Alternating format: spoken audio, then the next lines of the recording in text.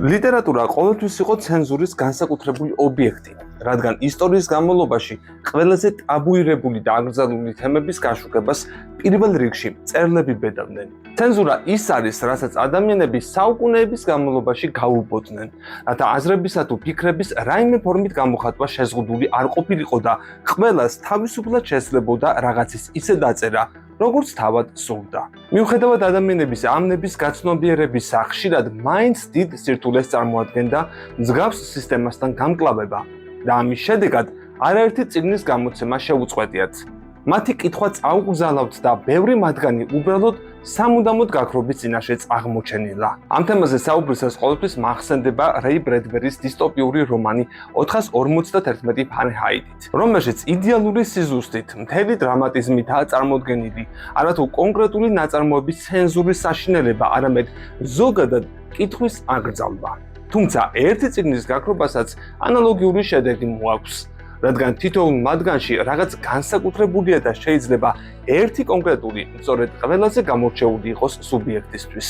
კოდის ამ ეპიზოდში ზოგადად ვსაუბრობ აკრძალულ, იგივე საშიშ წიგნებზე, როგორც ადრეულ ისტორიულ ეპოქებში, ისე საბჭოთა კავშირში. რა აშინებდათ საბჭო ცენზორებს? ეს იქნება განსაკუთრებული ნაწილი ამ ეპიზოდის.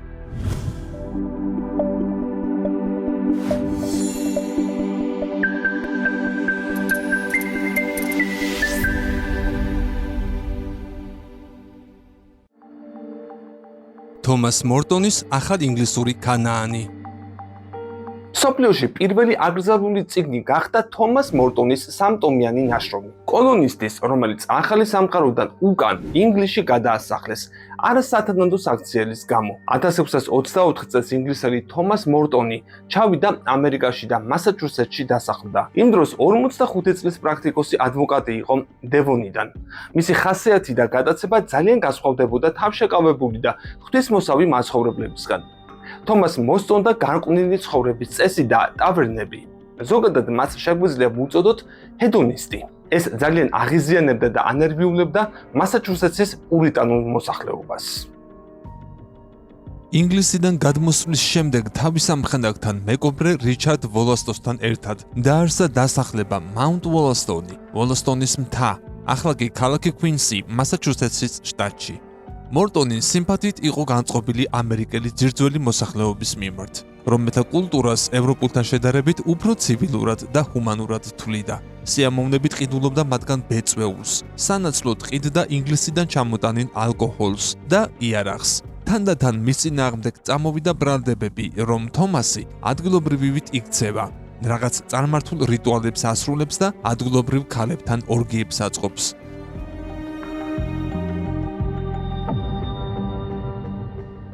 გარკვეული პერიოდის შემდეგ მორტონი ეჩხუბა ვოლასტონს, რადგან ის ადგილობრივ მოსახლეობას მონებად ყიდდა ვირჯინიაში. 1626 წელს ვოლასტონი ვირჯინიაში გაიქცა და თომასი მარტო დატოვა დასახლების სამართავად. თომასი ამით დიდად არ განაწყენებულა ვოლასტონის მთას სახელი შეუცვალა და უბრალოდ თავისი გემოვნებით შეარქვა მხიარული მთა. 1628 წელს ინგლისური დღესასწაულის მაი-დეის აღნიშვნისას, რომელიც აღინიშნება მაისის პირველ ორშაბათს, თომას მორტონმა მოაწყო გრანდიოზული ღრეობა. ტრადიციულად ამ დღეს მიღებულია ცეკვა სხვადასხვა ლენტით მორთული მაისის ხის ქვეშ. იგულისხმება სპეციალურად აღმართული ბოძი. ჩვენი პატივსაცემი გმირი უფრო შორს წავიდა. 24 მეტრიანი ბოძის თავზე აღმართა ირმის რქები და მთელი დღესასწაულის განმავლობაში მღეროდა სიმღერებს და პურიტანული სტანდარტებით სრულიად შეუფერებლად იქცეოდა. შედეგად პურიტანების მოთმინება დასრულდა და მომავალი წლის ივნისში მორტონი პოლიციამ დააპატიმრა ადგილობრივებისათვის იარაღის მიყიდვის გამო. ის გაასამართლეს ინგლისის ქალაქ პლიმუთში, შემდეგ გადაიყვანეს შოუსის კუნძულებზე, რომელიც მდებარეობს მეინის და ნიუ-ჰემპშირის სანაპიროებიდან 6 მილის მოშორებით. ფაქტობრივად იგი გადაასახლეს კოლონიაში ღვთის გმობისთვის. მასაჩუსეტსში დაბრუნება აეკრძალა და 1653 წელს გარდაცვალებამდე პერსონა ნონ გრატად დარჩა. 1627 წელს თომას მორტონმა გამოაქვეყნა თავისი სამდომიანი ნაშრომი ახალ ინგლისური ქანაანი. ეს იყო კონსერვატიული პურიტანული ცხოვრების მწარე გამოაშკარავება. მასში მან კოლონიალისტებს მიანიჭა დამამცირებელი მეტსახელები, მაგალითად კაპიტანი არარაობა ან კაპიტანი ბუჭყა და კოლონიების დემილიტარიზაციას რეკომენდაციას უწევდა. პლიმუთის გუბერნატორმა წიგნს ახალ ინგლისური ქანაანი უწოდა, უსინდისო და შეურაცხყოფელი წიგნი, რომელიც ლაფში სვრის ქვეყნის საუკეთესო ხალხის და ხელმძღვანელობის ღირსებას, სამსე სიცრუით, ცილისწამებით, ღვთის გმობით. გასაკვირი არ არის, რომ წიგნი აღიქმებოდა როგორც ლიტერატურა, რომელიც საფრთხეს უქმნიდა პურიტანულ სისტემას და ამის გამო აკრძალული იყო. თანამედროვე სამყაროში, სადაც სიტყვისა და აზრის თავისუფლება ხელშეუხებელ ფასეულობას წარმოადგენს. ყოველ შემთხვევაში დემოკრატიულ სახელმწიფოებში ცენზურამ თავისი ძალა თითქმის დაკარგა. თუმცა ჯერ კიდევ რამდენიმე 10 წლეულის წინ წიგნების ამოღება ან აკრძალვა ფართოდ გავრცელებული პრაქტიკა იყო. ახლა გიამბობთ რამდენიმე წიგნზე, რომელსაც მსგავსი სახის ტაბუ დაედო და მათ ავტორებს ბრძოლაც კი გამოუცხადეს, როგორც იდეოლოგიური, ისე ფიზიკური. საოცარი ახალი სამყარო, ოლდოს ჰაქსლი. ინგლისელი მწერალი ოლდოს ჰაქსლიმ თავის ნაწარმოებში მიმართავს იმ პერიოდში პოპულარულ ინდუსტრიალიზაციის თემას და იკვლევს ადამიანის მიერ საკუთარი იდენტობის დაკარგვის პრობლემას. საოცარი ახალი სამყარო ანტიუტოპიური ცინიზმით აღსავსე რომანია. ირლანდიაში ჰაქსლის ნაწარმოები ბავშვთა დაბადების საკითხისადმი არაერთგვაროვანი მიდგომის გამო აიკრძალა. ოლდოს ჰაქსლი საოცარ ახალ სამყაროში წერდა, რომ მოვა დღე, როცა ბავშვებს სპეციალურ ინკუბატორებში შექმნიან, კაცობრიობა კი მაღალ და დაბალ კასტებად იქნება დაყოფილი. ამერიკის შეერთებული შტატების ზოგიერთ შტატში წიგნი სასკოლო ბიბლიოთეკებიდანაც ამოიღეს.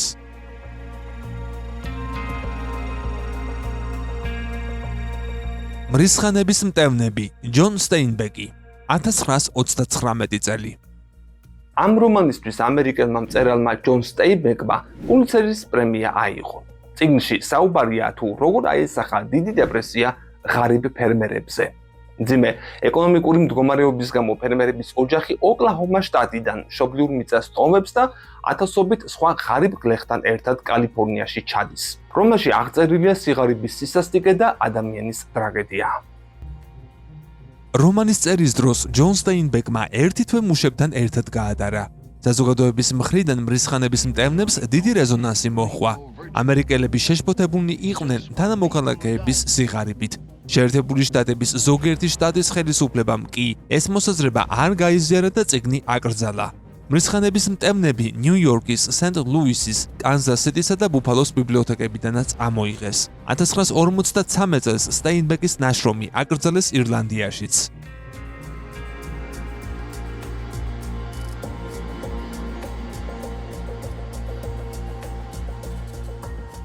კირჩხიბის ტროპიკი, ჰენრი მილერი, 1934 წელი.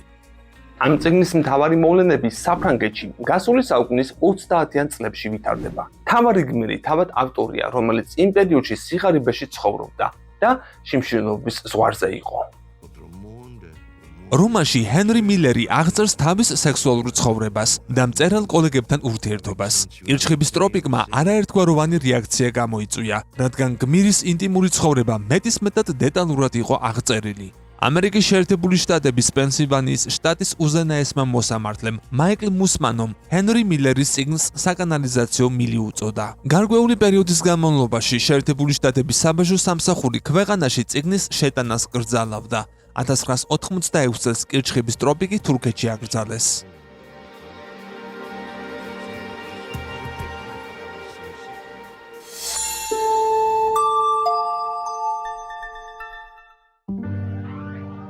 სასაკლაო ნომერი 5, კურტ ვონეგუტი, 1969 წელი. წიგნში აღწერილია ამერიკელი ჯარისკაცის ბილ პილიგრიმის ისტორია, რომელიც მეორე მსოფლიო ომის დროს გერმანელებმა დაატყვევეს. თავარი გმირი დრეზდენში გაგზავნეს, სადაც ღამე მეგობრებთან ერთად სასაკლაო ნომერი 5-ის ტერიტორიაზე ცხოვრობდა. სწორედ მაშინ ამერიკულმა ავიაციამ დრეზდენი დაბომბა. სასაკლაო ნომერ 5-ში კურტ ვონეგუტი აღწერს იმ საშინელ შეგრძნებებს, რომელიც განიცადა ნანგრევებიდან ათასობით გვამის ამოყვანისას. სიუჟეტი იმდენად შემაძრწუნებელი იყო, რომ შეერთებულ შტატებში ბავშვთა ფსიქიკის დასვის მიზნით წიგნი აკრძალეს.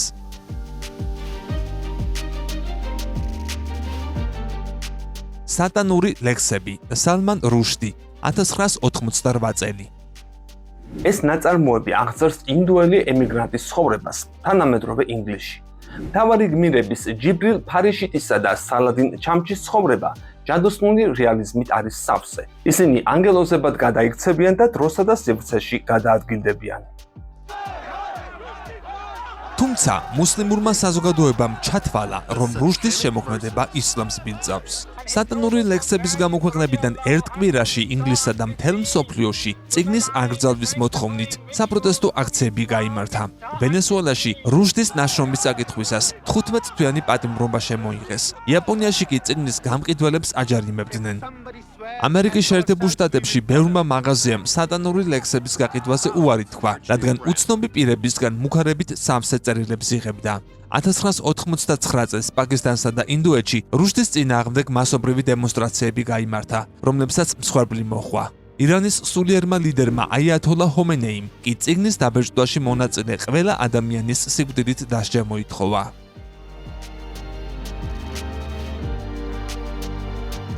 მარტოსულობის უპირატესობანი სტივენ ჩბოსკი 1999 წელი. სიუჟეტის თანახმად, პატარა ბიჭი ჩარლი წერილებს უგზავნის ანონიმურ მეგობარს, სადაც აღწერს თავის ცხოვრებას, რომელიც სისასტიკით და სექსუალური ძალადობით არის სავსე. ჩარლი აღწერს თავის პირველ სიყვარულსა და სუიციდს. მისი ემოციები სრულიად გასაგებია ყველა ახალგაზრდასთვის გარდატეხის პერიოდში. წიგნი სექსუალური შინაარსის სცენების გამო აკრძალული წიგნების სიაში მოხვდა. რომანის მოტივებზე ჯონ მალკოვიჩმა ფილმი გადაიღო, რომლის რეჟისორი სტივენ ჩბოსკი გახდა.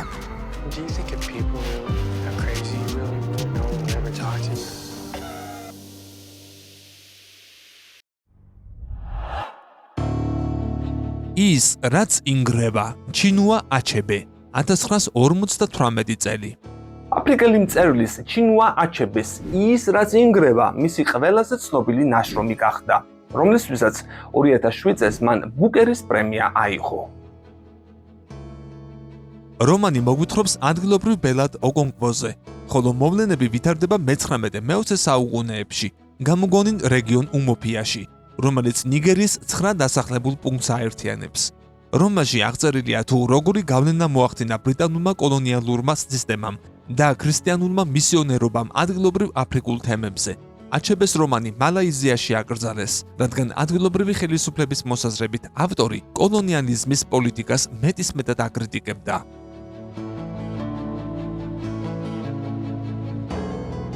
ამერიკელი ფსიქოპატი ბრედ ისტონ ელისი 1991 წელი. წიგნში აღწერილია მანჰეტენზე მცხოვრები მდიდარი ამერიკელის პატრიკ ბეიტმენის ცხოვრება, რომელიც დროთა განმავლობაში მანიაკად გადაიქცევა. ბრედ ისტონ ელისმა მკვლელობისენები იმდენად დეტალურად აღწერა, რომ ამერიკელი ფსიქოპატი საზოგადოებისათვის ნამდვილ შოკად იქცა. თავარ გმირს მკვლელობების ჩადენისას არანაირი გეგმა არ აქვს. ის შეპყრობილია სიძულვილით და შურით. გერმანიაში სკანდალური წიგნის ტირაჟი შეზღუდეს, რადგან ხელისუფლების მოსაზრებით ის არასრულწლოვნებზე ნეგატიურ გავლენას მოახდენდა. თავად ავტორმა რომანის პუბლიკაციის შემდეგ მუხარებით სავსე არაერთი წერილი მიიღო. მეტამორფოზა, ფრანც კაფკა, 1912 წელი. კაფკას მოკლე ნოველა გრეგორ ზამბას ისტორიას აღწერს, რომელიც მშობლებსა და დას ფინანსურად უზრუნველყოფდა. ერთ დილას ზამბამ აღმოაჩინა, რომ უზარმაზარ ხოჭოდ გადაიქცა. ოჯახმა ის ოთახში ჩაგედა და მხოლოდ დას მიჰქონდა საკვები. ბამზა ოჯახისგან მივიწყებული კვდება. კაფკას მეტამორფოზა აკრძალული იყო როგორც ნაცისტურ გერმანიაში, ისე საბჭოთა კავშირში.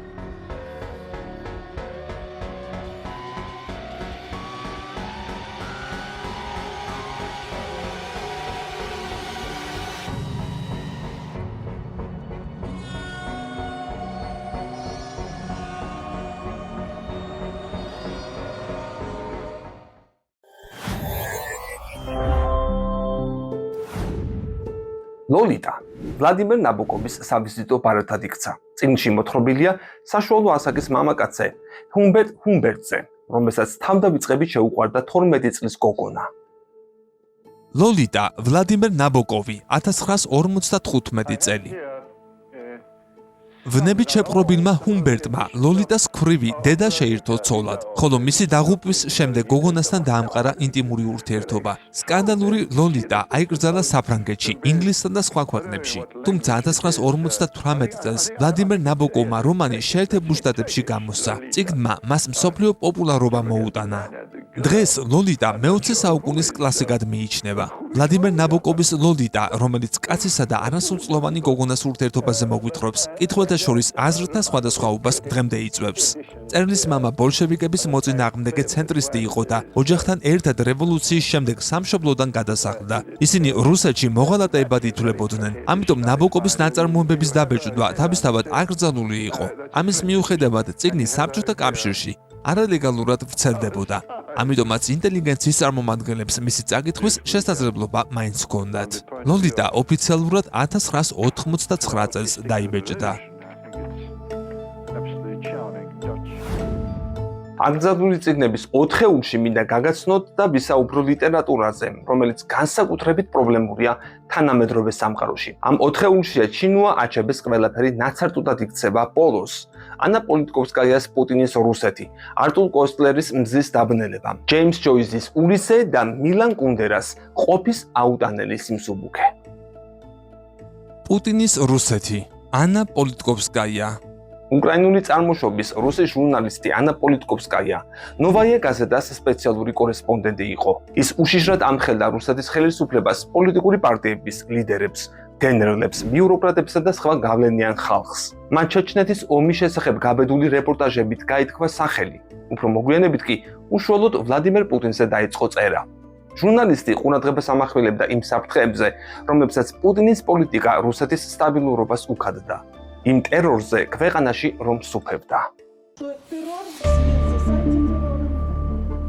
ანა პოლიტკოვსკაიას მხატვრულ დოკუმენტური რომანი პუტინის რუსეთი 2004 წელს დიდ ბრიტანეთში გამოქვეყნდა და მაშინვე ბესტსელერად იქცა. ავტორი პუტინის რუსეთში მოქალაქეების ყოფის შესახებ მოგვითხრობს. ნამდვილი ისტორიების მაგალითზე ფაქტებით გვიჩვენებს იმას, თუ როგორ არაფრად უღირს რუსულ სახელმწიფოს ადამიანის სიცოცხლე და მისი უფლებები როგორ იბადება და იკვებება სისასტიკე და ბოროტება პუტინის რეჟიმში.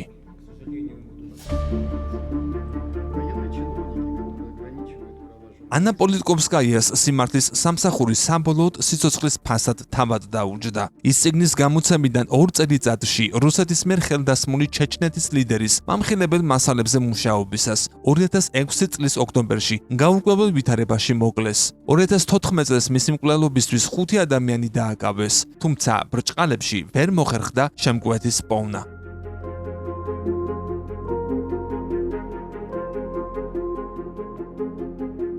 პუტინის რუსეთი ითარგმნა და გამოიცა ამერიკის შეერთებულ შტატებში, დანიაში, ფინეთში, საფრანგეთში, გერმანიაში, ჰოლანდიაში, იტალიაში, იაპონიაში, ნორვეგიაში, ესპანეთში, შვედეთში და საქართველოში, ასევე სხვა მრავალ ქვეყანაში. ცხადია, რუსეთში წიგნად არასდროს გამოცემულა. შეგახსენებთ, ჟურნალისტი და უფლებადამცველი ანა პოლიტკოვსკაია 2006 წლის 7 ოქტომბერს მოკლეს მოსკოვში, ლესნაიას ქუჩაზე, მისი სახლის სადარბაზოში. კვლევმა მას 4-ჯერ ესროლა პირდაპირ და შემდეგ საკონტროლო გასროლის სახით თავში. მაშინ, როცა პოლიტკოვსკაია ლიფტში შევიდა, ადგილზე იპოვეს მაკაროვის ტიპის იარაღი და ვაზნები. უფლებადამცველი ორგანიზაციები და დემოკრატიული დასავლეთი თავისუფალი სიტყვისათვის მებრძოლი პოლიტკოვსკაიას მკვლელობაში პუტინის რეჟიმს ადანაშაულებს. მზის დაბნელება არტურ კოსტლერი. ძნელად თუ მოიძებნება მე-20 საუკუნის ევროპულ ლიტერატურაში მწერალი, რომელსაც არტურ კოსტლერივით ხიფათებით აღსავსე ცხოვრებით ეცხოვროს. სრულიად ახალგაზრდა პალესტინაში წავიდა სიონისტურ მოძრაობაში მონაწილეობის მისაღებად. 1931 წელს ბერლინში ცხოვრებისას გახდა კომუნისტური პარტიის წევრი და წლების განმავლობაში იზიარებდა კომუნიზმის ილუზიებს. როგორც რეპორტიორი მონაწილეობდა ესპანეთის სამოქალაქო ომში. სადაც ტყვედ ჩაუვარდა ფრანკისტებს, რომელთაც სიკვდილი მიუსაჯეს. შემდეგ წლებში შპიონაჟის ბრალდებით დაპატიმრებული იყო საფრანგეთსა და ინგლისში. მეორე მსოფლიო ომის დროს იგი ერთ-ერთი პირველი იყო, ვინც ჰოლოკოსტის წინააღმდეგ საჯაროდ გამოდიოდა. ყველა განსაცდელს უვნებლად გადაურჩა და 1983 წელს მეუღლესთან ერთად თვითმკვლელობით დაასრულა სიცოცხლე. არტურ კოესლერის მთავარი წიგნი მზის დაბნელება გასაოცარი ძალის ანტიტოტალიტარული ნაწარმოებია. იგი კლასიკური დისტოპიის ჟანრშია დაწერილი, სადაც არც ქვეყანა, სადაც რომანის მოქმედება ხდება და არც ისტორიული პირები დასახელებულნი არ არიან, თუმცა ის მაინც გამოკვეთილი ისტორიულ-პოლიტიკური კონტექსტის მატარებელია. კერძოდ, იგი ეძღვნება საბჭოთა კავშირში 1936-38 წლების დიდ წმენდას. იმას, თუ როგორ ჭამს და ანადგურებს რევოლუცია თავის შვილებს, რომელთაც ქვეყნის განვითარებაზე პარტიული ხელმძღვანელობისგან განსხვავებული შეხედულება აქვთ. ეს არის ფსიქოგრამა ტოტალიტარიზმისა, რომელიც ადამიანს აიძულებს მის მიერ ჩაუდენელი, გამოგონილი ბრალდებები აღიაროს და საკუთარ სასიკვდილო განაჩენს ხელი მოაწეროს. ისევე როგორც ავტორს, იმ ეპოქის პოლიტიკური კატასტროფების შედეგად მზის დაბნელებასაც, რომელიც ავტორმა 1940 წელს დაწერა, საოცარი ბედი ხვდა წილად. კოესლერი ნაცისტებისგან გაქცევისას იძულებული გახდა მთელი თავისი არქივი და მათ შორის ამ რომანის ხელნაწერის პარიზში დაეტოვებინა, რომლის კონფისკაციას საფრანგეთის ჟანდარმერიამ მოახდინა. ამის შემდეგ კი ეს ხელნაწერი უკვალოდ გაქრა. გადარჩა მხოლოდ წიგნის ინგლისურენოვანი თარგმანი, საიდანაც ითარგმნა და გავრცელდა მსოფლიოს 30-ზე მეტ ქვეყანაში. მათ შორის ავტორისეული უკუთარგმნით გერმანულ ენაზე. წიგნმა მეორე მსოფლიო ომის შემდგომ წლებში საერთაშორისო აღიარება მოიპოვა და ბევრ ქვეყანაში ბესტსელერადაც იქცა. რომანის უგზაუკლოდ დაკარგულად მიჩნეული ავტორისეული ვარიანტი მხოლოდ 2015 წელს აღმოაჩინეს ციურიხის ცენტრალურ ბიბლიოთეკაში. ქართული თარგმანი სწორედ ამ თავდაპირველი ორიგინალური ტექსტიდან არის შესრულებული.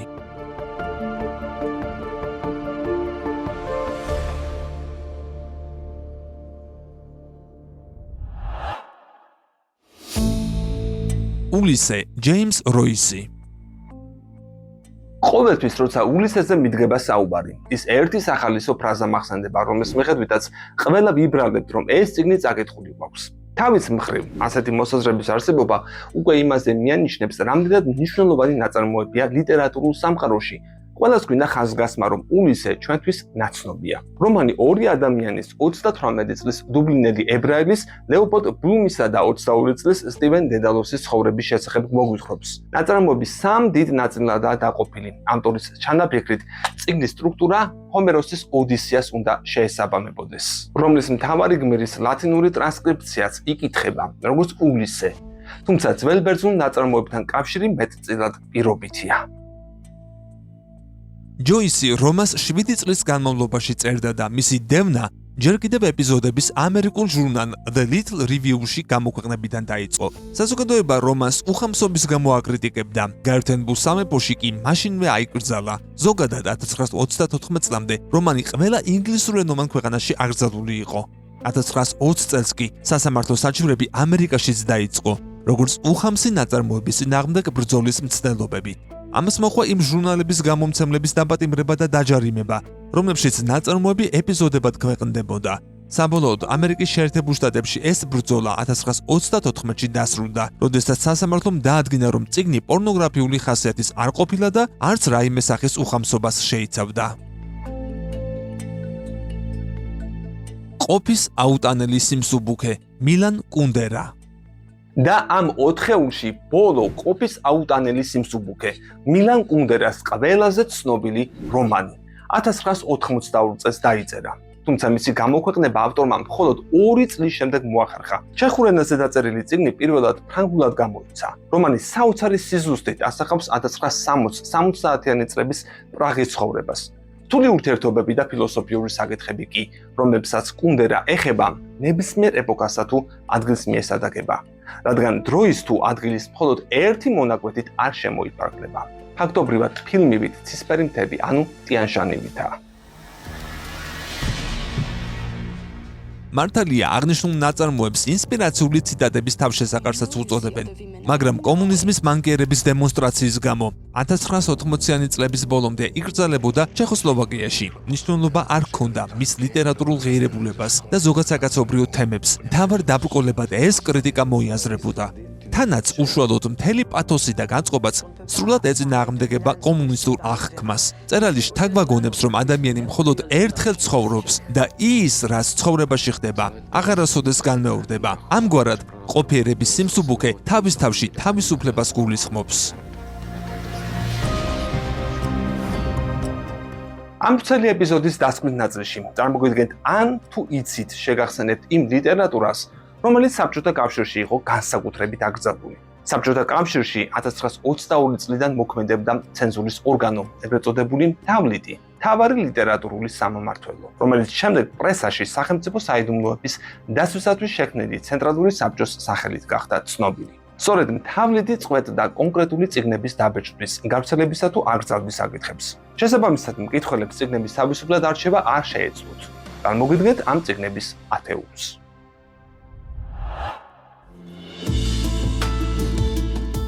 მიხეილ ბულგაკოვი, ოსტატი და მარგარიტა.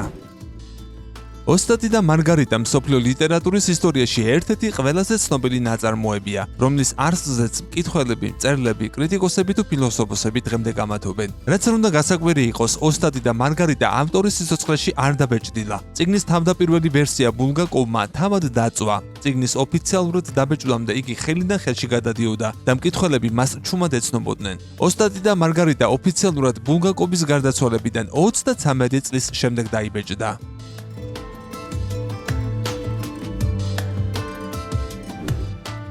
დანიელ დეფო, რობინსონ კრუზო. რობინსონ კრუზო მსოფლიო ლიტერატურის ერთ-ერთი გამორჩეული და დასამახსოვრებელი გმირია, რომელიც უამრავი ადამიანისთვის დღემდე ბავშვობის ტკბილ მოგონებად რჩება. საინტერესოა, რატომ დაიმსახურა ერთი შეხედვით სრულიად უწყინარმა წიგნმა საბჭოთა ხელისუფლების რისხვა. ამის მიზეზი შესაძლოა ის იყოს, რომ წიგნში კუნძულზე აღმოჩენილი რობინსონ კრუზო უამრავ დაბრკოლებას დამოუკიდებლად ეჭიდება, რაც საბჭოთა კავშირისეულ კოლექტიური შრომის რწმენას ეწინააღმდეგებოდა.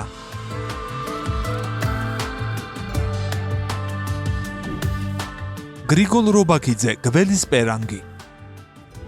გველის პერანგი მე-20 საუკუნის ქართული ლიტერატურის ერთ-ერთი უმნიშვნელოვანესი ნაწარმოებია. რომანი ახალგაზრდა ემიგრანტის არჩიბალდ მეკეშის, არჩილ მაყაშვილის სამშობლოში დაბრუნებაზე მოგვითხრობს. მთავარი პერსონაჟის განცდები მწერლისთვის უცხო ნამდვილად არაა. საბჭოთა იდეოლოგიასთან დაპირისპირების გამო გრიგოლ რობაქიძე 1931 წლიდან გარდაცვალებამდე პოლიტიკური ემიგრანტი იყო. გველის პერანგი საქართველოში 1989 წელს დაიბეჭდა.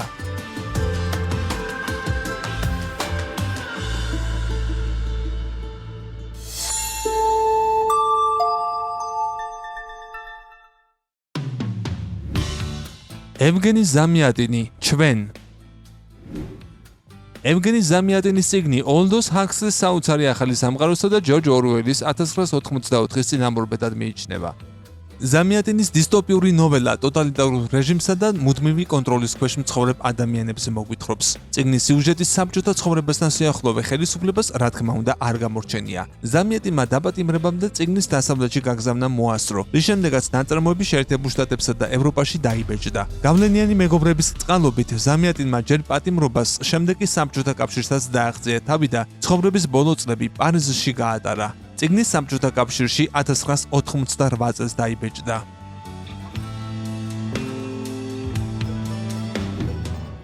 ჯორჯ ორუელი 1984.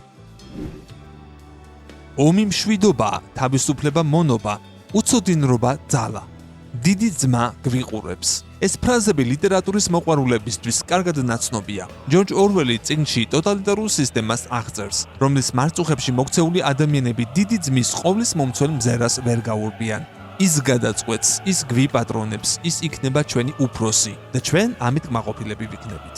რადგანაც სიუჟეტში საბჭოთა სისტემის ამოცნობა რთული არაა, 1950 წელს წიგნი სტალინმა აკრძალა. პირადად სტალინმა.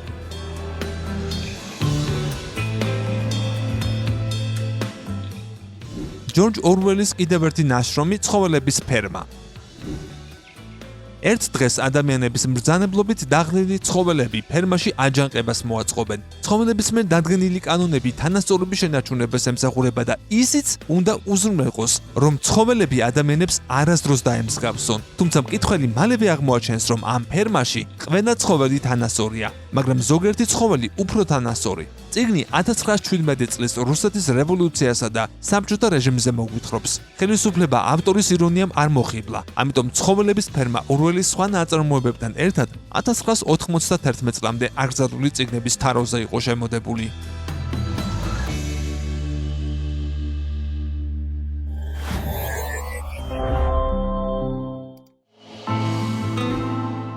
ალექსანდრე სოლჟენიცინი, არქიპელაგი გულაგი.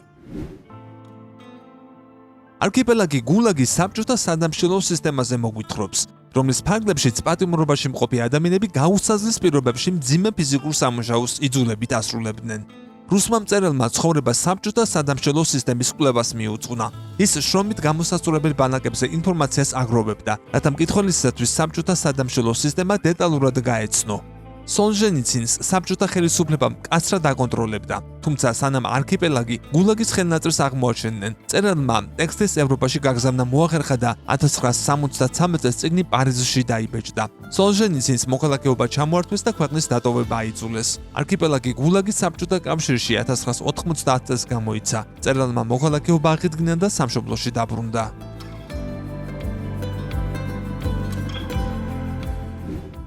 ბორის პასტერნაკი, ექიმი ჟივაგო. ექიმი ჟივაგო რუსეთის რევოლუციასა და სამოქალაქო ომის შესახებ მოგვითხრობს. წიგნი მე-20 საუკუნის რუსული ლიტერატურის ერთ-ერთ გამორჩეულ ნაწარმოებად ითვლება, რადგანაც საბჭოთა კავშირმა მის გამოცემაზე უარი თქვა, წიგნი იტალიაში იტალიურ ენაზე დაიბეჭდა. წიგნისთვის პასტერნაკმა ნობელის პრემიაც მიიღო. მისი წარმატება ხელისუფლებისათვის მიუღებელი აღმოჩნდა და მწერალი საბჭოთა მედიის წნეხის ქვეშ აღმოჩნდა. მის წინააღმდეგ დაწყებული კამპანიის გამო პასტერნაკს ნობელის პრემიაზე უარის თქმაც მოუწია. საბჭოთა კავშირში წიგნი პირველად 1988 წელს დაიბეჭდა.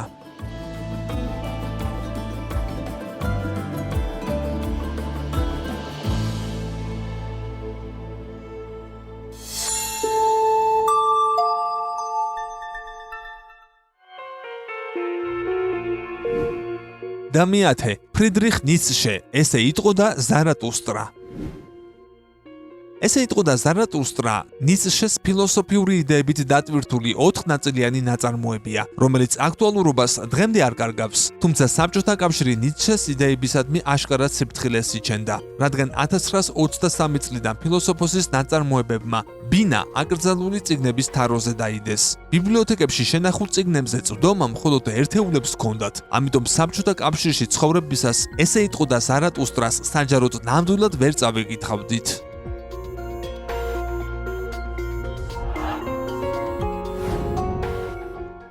ჩვენ სამყაროში ძალიან ბევრი მნიშვნელოვანი წიგნია, მაგრამ ყველა მათგანი არ მიიჩნევა კარგ წიგნად. ზოგიერთი კვლავ აკრძალულია, ზოგიერთი კი გარკვეული დროით ჩანდა მკითხველთა თვალსაჩინარზე. ეგრეთ წოდებული დაკარგული თაობის სამყაროში ბევრი მათგანი საერთოდ გაუჩინარდა თავისი ავტორიანად. სამწუხაროდ ასეთი რეპრესიები ქართველ მწერლებსაც შეეხოთ. ჩვენს შემთხვევაში საბჭოთა გამონადგურებელი ხელით. ასე ცენზურას, შევიწროებასა და შეზღუდულობას საზოგადოება ყველა დროში უწესებდა ადამიანებს. ეს კი მართლდებოდა როგორც ბედნიერების კრიტერიუმები, რომელიც სინამდვილეში უბედურებად იქცეოდა არა მხოლოდ იმათთვის, ვინც უშუალოდ განიცდიდა ამ შეზღუდვებს, არამედ მათთვისაც, ვინც აწესებდა და ატარებდა ამ რეპრესიებს და საერთოდ მთელი საზოგადოებისთვის. გაუმარჯოს თავისუფალ სამყაროს, სადაც შენ ხარ და არა საზოგადოების მიერ შექმნილი ცოცხალი ფიტული. მოიწონე და დააკომენტარე ეს ვიდეო. გამოიწერე კოდის YouTube არხი და ერთად ვიბრძოლოთ უკეთესი, თავისუფალი და დამოუკიდებელი საზოგადოებისთვის. არა ცენზურას, გაუმარჯოს დამოუკიდებელ აზროვნებას.